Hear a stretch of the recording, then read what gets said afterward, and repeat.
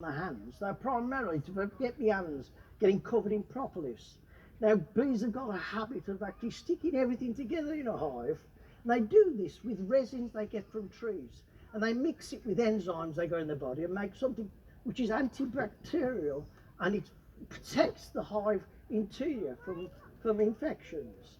And unfortunately, it's a sticky uh, brown substance, right, or yellowy brown substance, which just looks like tobacco stone. So it looks like a beekeeper sometimes when they've been working with their hands like this. It looks, it would help if I put this the right way around, that you don't get it all over your hands. So that's to prevent propolis from being all over my hand rather than protection from stings. Although they will sting my hands. Beekeepers are the most prevalent ones to get stung, by the way, because we're the ones that messing with their hive all the while. And they only really attack people who are threatening them. And they, I mean, going into their hive, I think they might consider that as being a threat, all right? So that's why beekeepers, 90% of them that do have problems with stings are beekeepers. 95% of the people admitted to hospital through bee stings in the whole of the country are beekeepers. So the general public, there's far more general public than there are beekeepers, so you can see the percentage is there, that backs up the figures that it is people that disturb them that are the problem, not them going to attack people. So don't worry about it. The worst thing you can do if you get a bee around you, right, is to go like this, because they think that attacking, they think you're attacking them, all right? So just leave them alone. They'll find out that you're not a source of food or they won't, or anything that's interesting to them, and they will go away. They won't sting you, because once they've stung you, they die primarily, and they don't want to die. So really, don't annoy them by waving your arms about and things like this. If you're having dinner and you've got things on your table outside and you're having a lovely al fresco lunch and things like that, just put a sauce away from where you're eating, or jam or something like that, and they will go to that place rather than what you're eating. But you'll find the biggest problems you have with al fresco eating is from wasps, and they don't give a monkeys. Right? Right, here we go. Now, what I'm going to do is show you today inside this hive. I'll tell you all this rubbish first before I open the hive, because I don't want to open the hive too long, because the longer you leave them up, the more annoyed the bees can be, all right? And they're not, they're okay. They can sting you, and it can be painful. Some people can actually suffer badly with bee stings, but primarily beekeepers, once they've been stung a few times, don't bother us at all, really. Okay, it's just annoying. It's an itch and a scratching and things like this, but usually the first few times you find it worse than the hundreds of times that I've been stung. Okay, any beekeeper who says they've never been stung, don't believe him. It's a lie, right? When you open the roof, just give them a few seconds. Yeah, will do. Thank you. Right, now this is what we term a modified national hive. Now you'll see all these lovely different shapes and sizes hive. This is the most prevalent one in this country.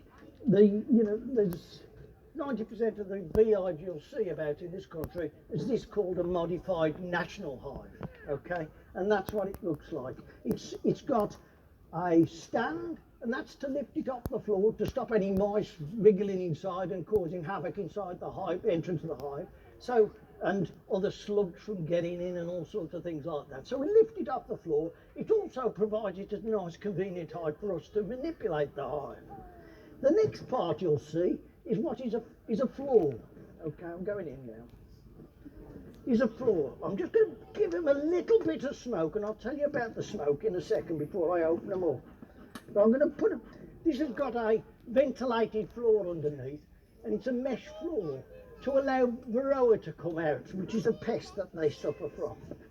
Okay, I'm just spraying it underneath so the smoke will actually permeate through the hive. Now the reason I've lost my track now.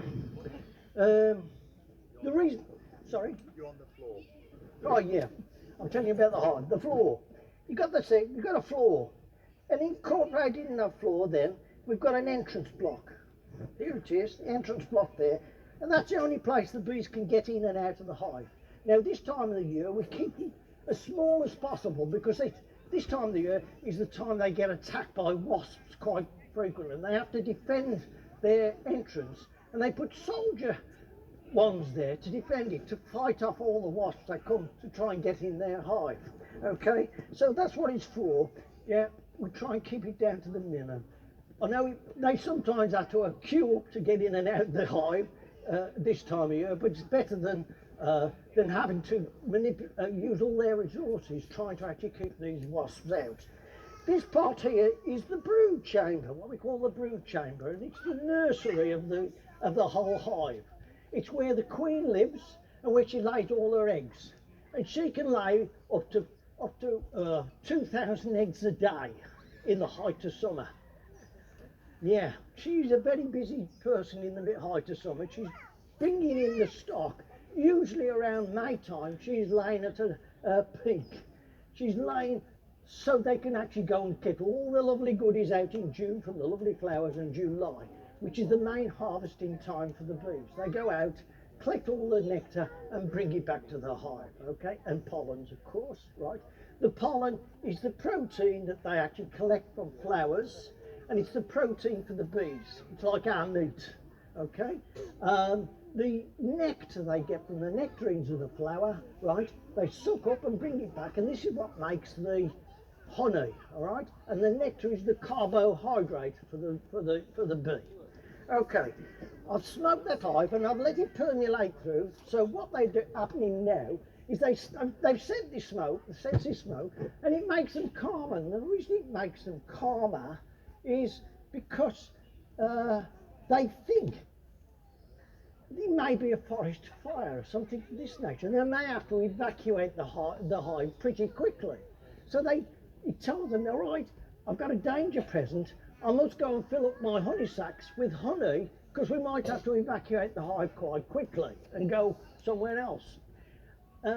So that, in them doing so, it fills their honey stomachs up, and they can't bend their abdomen so easily to sting you, right? The other thing is, it's just like you and I when we've had a good breakfast, or you think, oh, I'm all bloated, I'm going to sit down for 5 minutes, I'm going to be nice and relaxed. And that's exactly the type of temperament we want when we want to go in the hive. One, that they're going to sting you, and that calming temperament. So that's what a smoker does, hopefully. Hopefully. Right. This here is the roof. Oh, I haven't got that far yet. This here, this is where they all live. Okay, the queen lives. She can't get past this here. This here is called a queen excluder, and it's called a queen excluder because you can't get above it, right? It excludes her from the super. Now, the super is where they collect all their honey. She'd be up there lovely. She'd be laying in there and using that as a lovely nursery as well, if we let them. But we put in this queen excluder, which is a series of wires, I'll show you in a second when I open it up, right? Where she can't get through it, right? And that's ideal for us, so we can put on plenty of these supers, and hopefully they'll fill it all up with honey, and no young, and no eggs, and nothing that we don't want in our honey. So we can take off this here, nice and easy. We take a super away, and we can extract the honey, and we can sell it in a honey show, okay? So that's what there is. We separate each part of it. Don't worry, we'll leave them with plenty of food.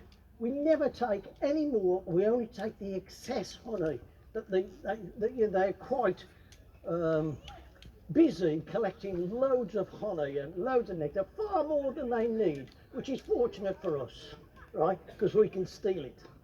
Right, this here, the next part we come to is a crown board.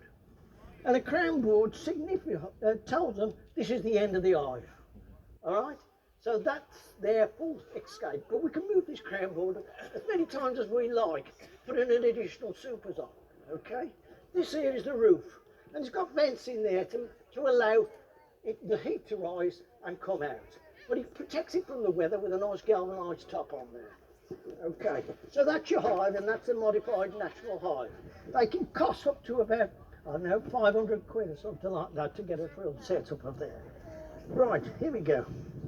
I'm going to go into the hive now. I'm going to show you what the bees look like inside a hive.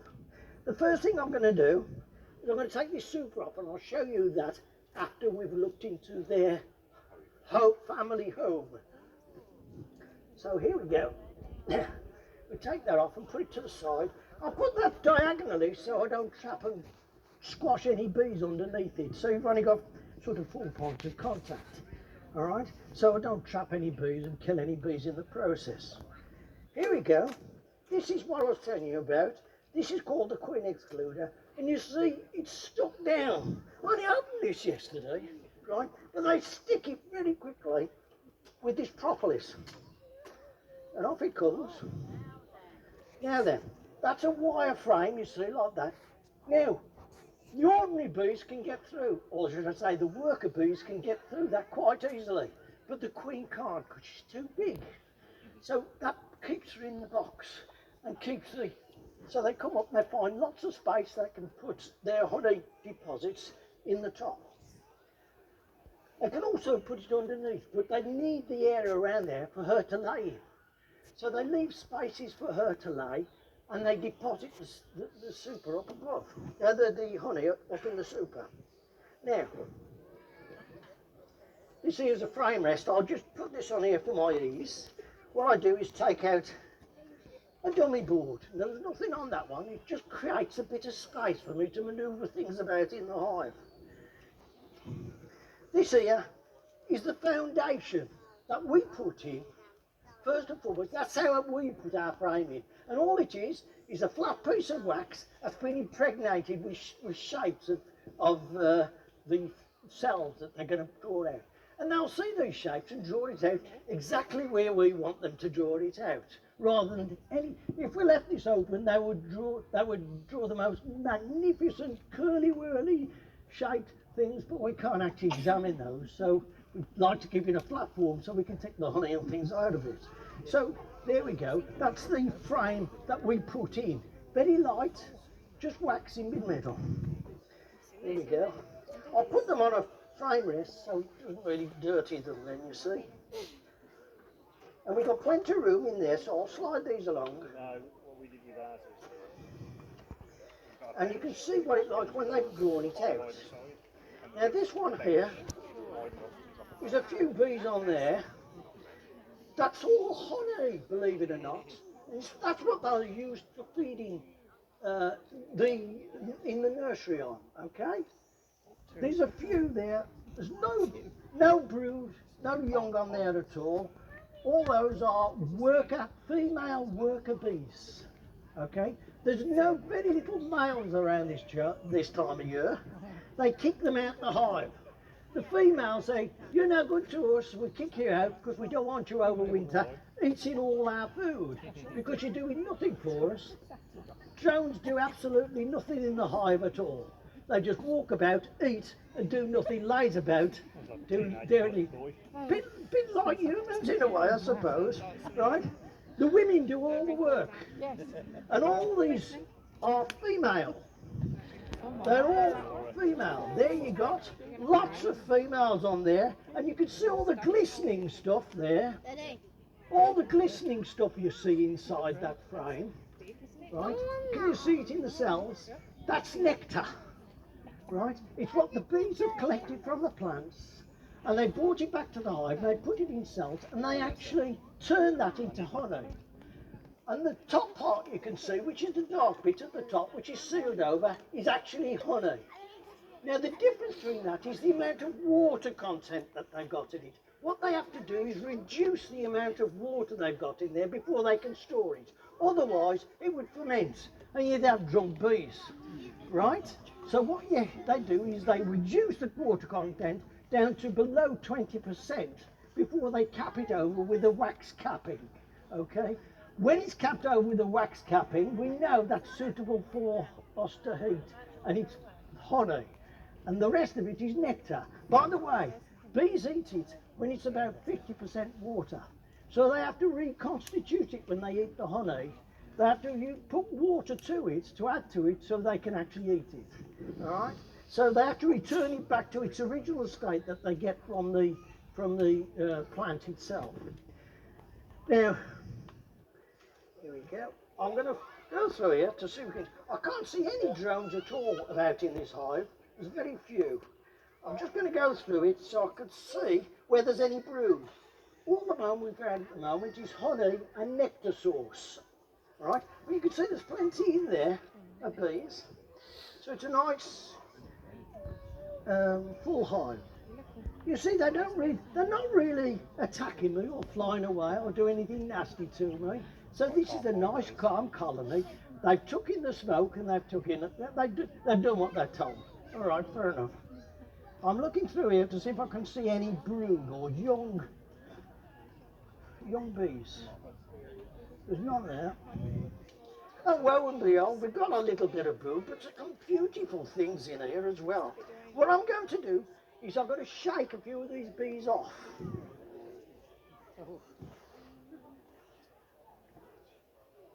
Right, now you can see them without the bees on there. We've got some brood here, little bit of brood, but we've also got on there some of the nice little orange patches in there, and that's pollen. Okay, that's pollen in there. The patches below that is a nice stream of pollen all the way around there that you can, I don't know, you may be able to see it or maybe not. You can come closer if you want to, right? And there's that series there, and this is honey, that is pollen, and that is actually brood. That's your unborn young bees, okay? So once they come out of them, they're just emerging in fact. We've got a bee just being born here.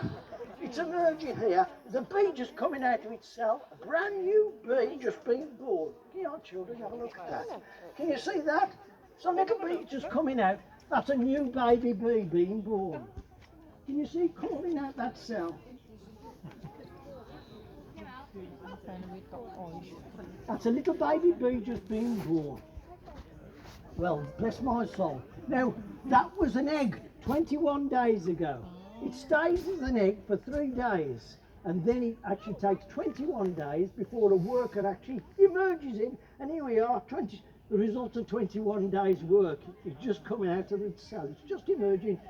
As soon as it comes out of that cell, she'll start working. As soon as she comes out, she starts working by cleaning out the cell. All right? There's 3 of them there, just emerging, just actually digging their way out, taking through that wax capping. Okay, you will have a look. You want to have a look? Yeah, there's 3 little bees just emerging there.